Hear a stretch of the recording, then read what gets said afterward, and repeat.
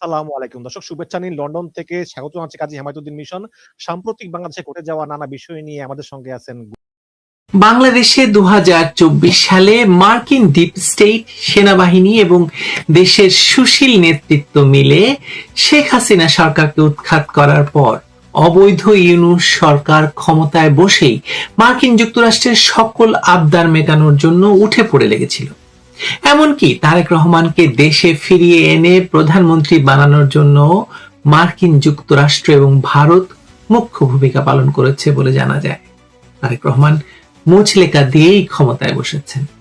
ফলে তারেক রহমানের সরকার আসলে ভারত মার্কিন সমর্থনে গঠিত ইউনূসের বর্ধিত সংস্করণ, যে কথা আমি বারবার বলছি। কিন্তু সরকার ভুলে গিয়েছিল, মানে তারেক রহমানের সরকার ভুলে গিয়েছিল যে পৃথিবী শুধু আমেরিকার কথায় নাচে না। পৃথিবীতে চীন বলেও একটি দেশ আছে, বাংলাদেশের অর্থনীতিতে যাদের বিরাট বড় হিস্সা রয়েছে। এটা বুঝতে পেরেই হয়তো হঠাৎ তারেক রহমানের সরকার চীনের পায়ে ধরতে মির্জা ফখরুল সহ নিজের উপদেষ্টাকে পাঠানো শুরু করেছে। চলুন জানা যাক ঘটনাটা আসলে কি।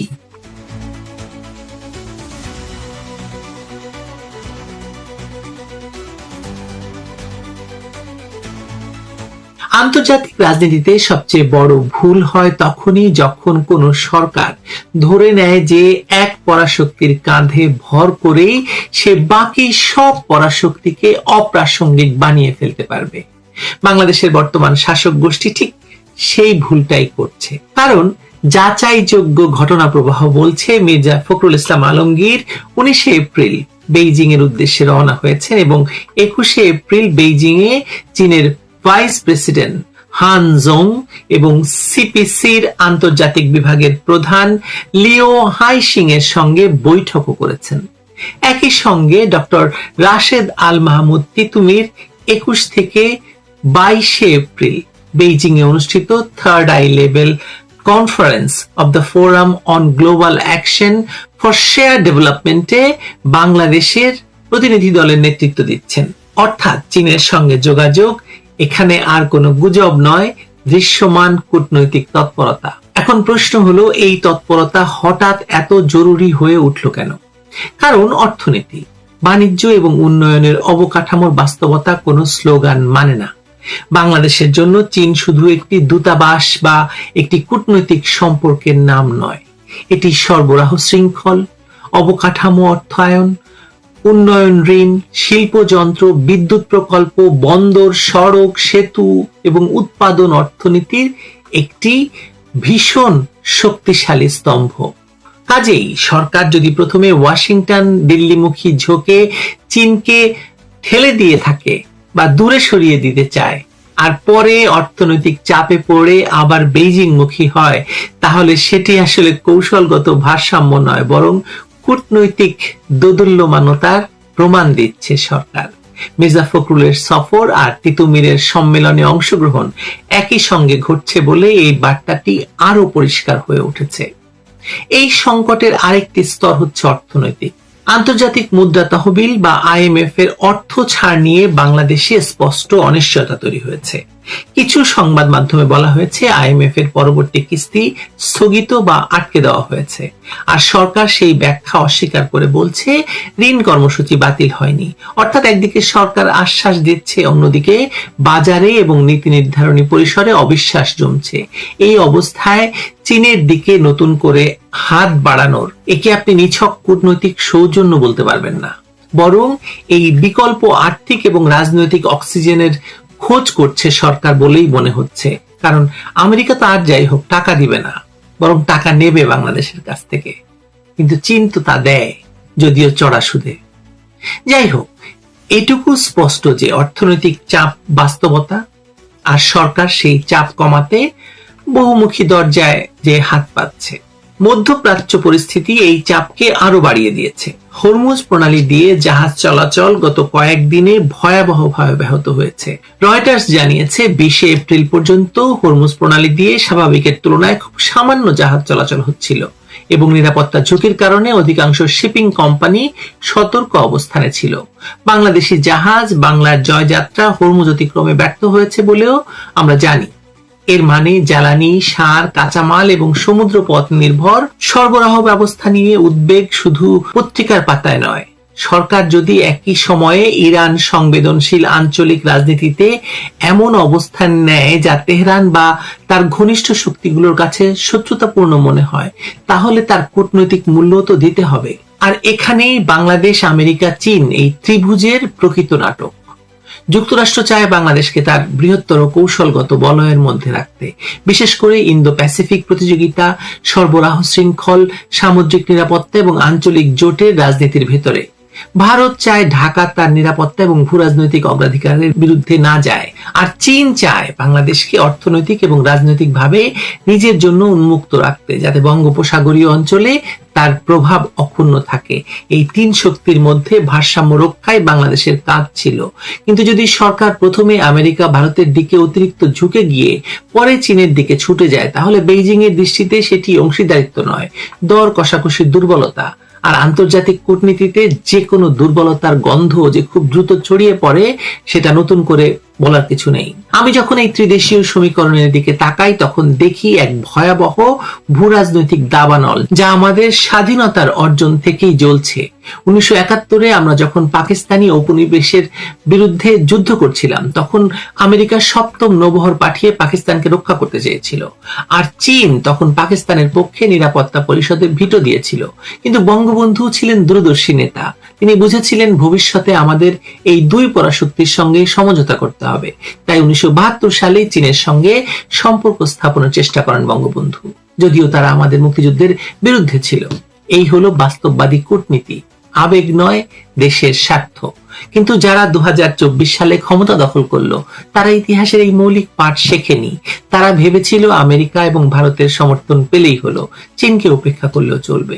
তাই তারেক রহমানও ক্ষমতায় এসেই প্রথমে চীনের স্বার্থ বা চীনের সঙ্গে সাক্ষাৎ করতে গড়িমসি করলো, চীনা রাষ্ট্রদূতকে অপমানও করলো বলা যায়, আর আমেরিকার দালালি করতে গিয়ে ইরানকে অপমান করে হরমুজ প্রণালীতে আমাদের জাহাজ আটকে দিল। এখন যখন IMF ঋণ প্রায় বাতিল হতে যাচ্ছে, তখন দেশের অর্থনীতি ধ্বংসের প্রায় দ্বার প্রান্তে, তখন তারা হঠাৎ বুঝতে পারলো যে চীন ছাড়া বাংলাদেশে চলবে না। আমি দেখছি মির্জা ফখরুল ইসলাম এবং তিতুমিরের এই হঠাৎ চীন সফর আসলে এই ভয়ঙ্কর অপরাধ বোধের বহিঃপ্রকাশ। তারা জানে 2001 সালে বিএনপি জামায়াত যখন আমেরিকার চাপে তাইওয়ানকে স্বীকৃতি দিয়েছিল, তখন চীন এত ক্ষিপ্ত হয়েছিল যে 1/11 পেছনে তাদের হাত ছিল বলে অনেক বিশ্লেষক মনে করেন। এখন ইতিহাসের পুনরাবৃত্তি হচ্ছে, আবারও বিএনপি আমেরিকার দালালি করছে, আবারও চীনকে অপমান করছে, আবারও চীন জামায়াতের সঙ্গে হাত মেলাচ্ছে। এই হলো সেই ভয়ঙ্কর চক্র যেখানে বাংলাদেশের মানুষ শেষ পর্যন্ত ক্ষতিগ্রস্ত হয়। আমি বিশ্বাস করি যে চীন এখন আমাদের সঙ্গে এক ভিন্ন খেলা খেলছে। তারা জানে তারেক রহমানের সরকার আমেরিকা ভারতের প্রেরণক, কিন্তু তারা এটাও জানে যে বাংলাদেশের অর্থনীতি যে চীন ছাড়া টিকে থাকতে পারবে সেটা সম্ভব নয়। তাই তারা এখন জামায়াতকে ব্যবহার করছে যেমন তারা পাকিস্তানে জামাতুদ দাওয়াকে ব্যবহার করে। চীনের এই রণকৌশল সহজ, আমেরিকার প্রক্সি সরকারকে অস্থির করে তোলা আর একই সঙ্গে নিজের প্রভাব বজায় রাখা। মির্জা ফখরুলের সফর আসলে এই কৌশলের একটি অংশ। চীন দেখাতে চায় তারা এখনো বাংলাদেশে প্রভাব ফেলতে পারে, যদিও তারা বিএনপিকে বিশ্বাস করে না। আমি দেখতে পাচ্ছি এই ত্রিদেশীয় সম্পর্কে আওয়ামী লীগের ভূমিকা ছিল সবচেয়ে সুচারু। শেখ হাসিনা বুঝেছিলেন আমেরিকার সঙ্গে ঝগড়া করে লাভ নেই, কিন্তু চীনকে অপমান করলেও তা চলবে না।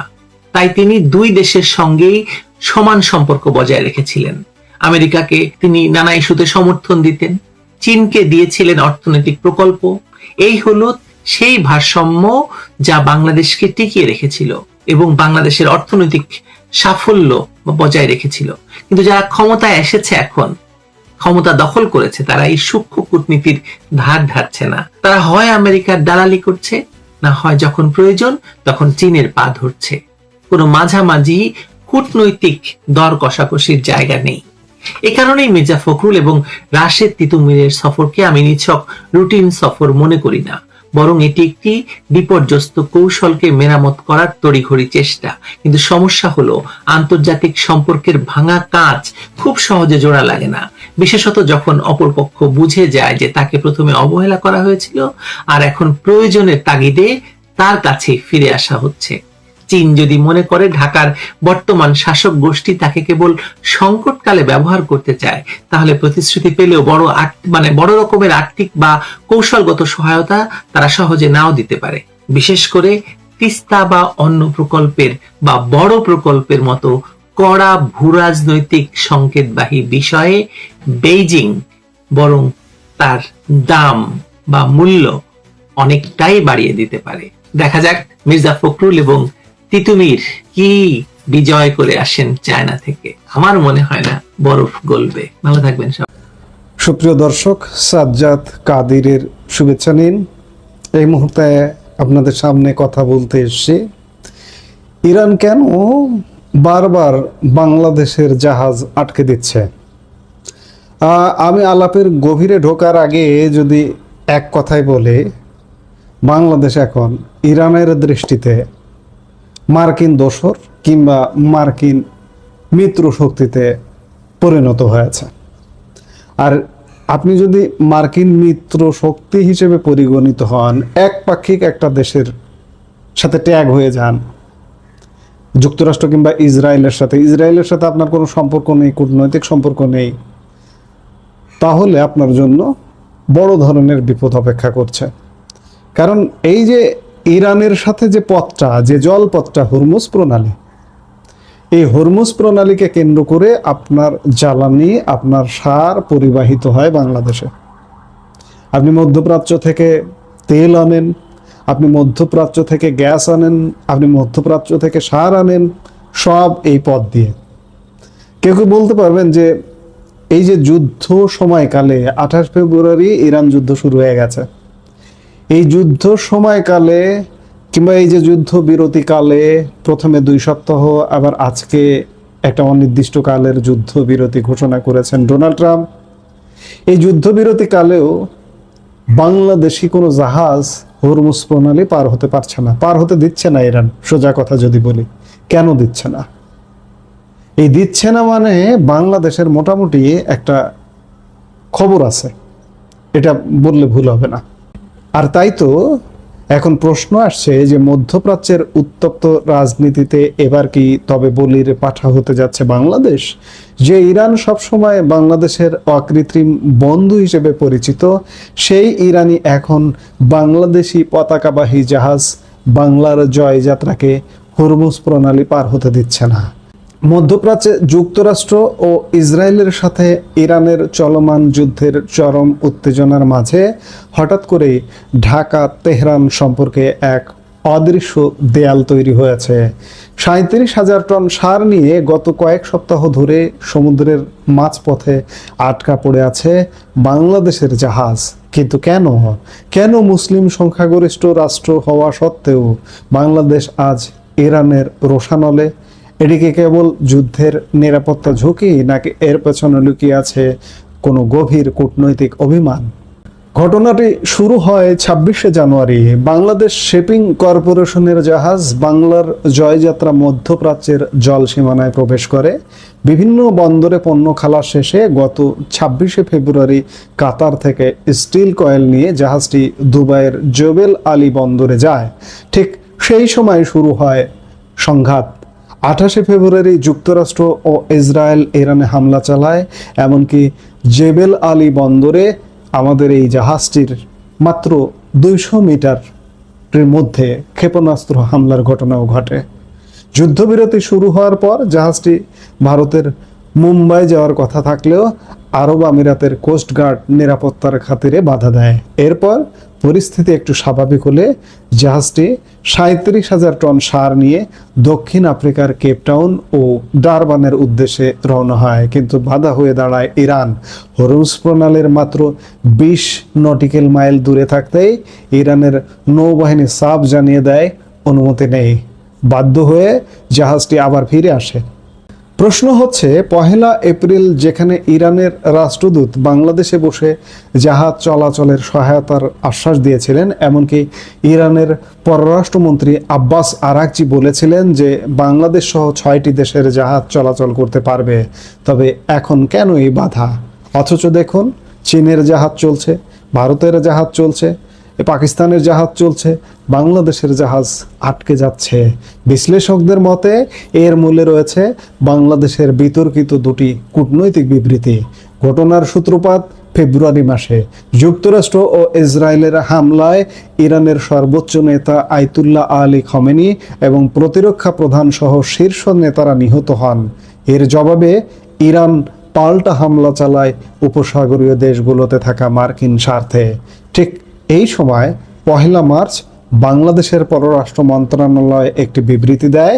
সেখানে ইরানের পাল্টা হামলার নিন্দা জানিয়ে বলা হয়, এর ফলে কয়েকটি দেশের সার্বভৌমত্ব লঙ্ঘিত হয়েছে। কিন্তু বিস্ময়করভাবে সেই বিবৃতিতে যুক্তরাষ্ট্র বা ইসরায়েলের হামলার কোনো উল্লেখ ছিল না। এমনকি খামেনির মৃত্যুতে কোনো শোকও প্রকাশ করা হয়নি। বাংলাদেশের এই একপেশে অবস্থানে তেহরান যে কতটা ক্ষুব্ধ হয়েছে তা ঢাকার ইরানি রাষ্ট্রদূত জলিল রাহিমি জাহানবাদীর কথায় স্পষ্ট। তিনি প্রকাশ্যেই উষ্মা প্রকাশ করে বলেছেন, বাংলাদেশের বিবৃতিতে তেহরান সন্তুষ্ট নয়। তিনি উদাহরণ টেনেছেন যে স্পেন, এমনকি খোদ আমেরিকার ভেতরের সাধারণ মানুষও যেখানে যুদ্ধবিরোধী অবস্থান নিয়েছে, সেখানে বাংলাদেশ কেন স্পষ্ট অবস্থান নিতে পারল না। এমনকি ইরানের দূতাবাসে রাখা শোক বইতে বাংলাদেশের কোনো পদস্থ কর্মকর্তার স্বাক্ষর না করাটাকেও ইরানেরা তাদের অপমানের শামিল মনে করছে। যদিও চাপের মুখে 2 মার্চ বাংলাদেশ সরকার 5 লাইনের একটি নতুন বিবৃতি দিয়ে খামেনির মৃত্যুকে আন্তর্জাতিক আইনের লঙ্ঘন বলে শোক প্রকাশ করে, কিন্তু ততক্ষণে ড্যামেজ যা হওয়ার হয়ে গেছে। ইরানের কাছে মনে হয়েছে বাংলাদেশ কি তবে পরোক্ষভাবে মার্কিন মিত্র শক্তির বলয়ে ঢুকে গেল। আপনারা জানেন, এই যুদ্ধ পরিস্থিতি কালে ইরান বারবার ঘোষণা করেছে যে মার্কিন যুক্তরাষ্ট্র, ইসরায়েল এবং তাদের মিত্র শক্তিদের জন্য হরমুজ প্রণালী বন্ধ থাকবে। এছাড়া বাকি বিশ্বের জন্য হরমুজ প্রণালী উন্মুক্ত। তাহলে বাংলাদেশ কেন উন্মুক্ত হচ্ছে না? এর কারণ মার্কিন দোসর হয়ে গেছে বাংলাদেশ, মার্কিন মিত্র শক্তিতে পরিণত হয়েছে, যার কারণে জাহাজ আসতে পারছে না। এইভাবে যদি চলতে থাকে এই দীর্ঘ অচলাবস্থা, তাহলে বাংলাদেশের তেল, গ্যাস, সারের জন্য বাংলাদেশে একটা মহামারী তৈরি হবে। এই যখন অবস্থা, তখন পরিস্থিতি সামাল দিতে সরকার জোর তৎপরতা চালাচ্ছে। পররাষ্ট্রমন্ত্রী খলিলুর রহমান গত 5 এপ্রিল ঢাকায় ইরানি রাষ্ট্রদূতের সাথে বৈঠক করেছেন। এমনকি গত রোববার তুরস্কে এক বৈঠকে ইরানের উপপররাষ্ট্রমন্ত্রী সাইদ খাতিবজাদকে অনুরোধ জানানো হয়েছে যাতে জাহাজটিকে নিরাপদে পার হতে দেওয়া হয়। সার বোঝায় বাংলার জয়যাত্রা এখন সংযুক্ত আরব আমিরাতের উপকূলে অপেক্ষমান। নাবিকরা সবাই বাংলাদেশি, তাদের উৎকণ্ঠা বাড়ছে। এই ঘটনা আমাদের মনে করিয়ে দেয় যে আন্তর্জাতিক রাজনীতিতে একটি ছোট ভুল বা একটি শব্দের এদিক ওদিক কত বড় প্রভাব ফেলতে পারে। বাংলাদেশ বরাবরই নিরপেক্ষ পররাষ্ট্র নীতির কথা বলে এসেছে, কিন্তু বর্তমান বিশ্ব পরিস্থিতিতে সেই নিরপেক্ষতা বজায় রাখায় এখন বড় চ্যালেঞ্জ। ইরান কি বাংলাদেশের অনুরোধ রাখবে, নাকি এই শিপিং ব্লক আরও দীর্ঘস্থায়ী হবে? সেটি এখন দেখার বিষয়। এই মুহূর্তের ভিডিও থেকে বিদায় নিতে চাইছি। সবাই ভালো থাকুন, সুস্থ থাকুন। দেখা হবে পরবর্তী ভিডিওতে।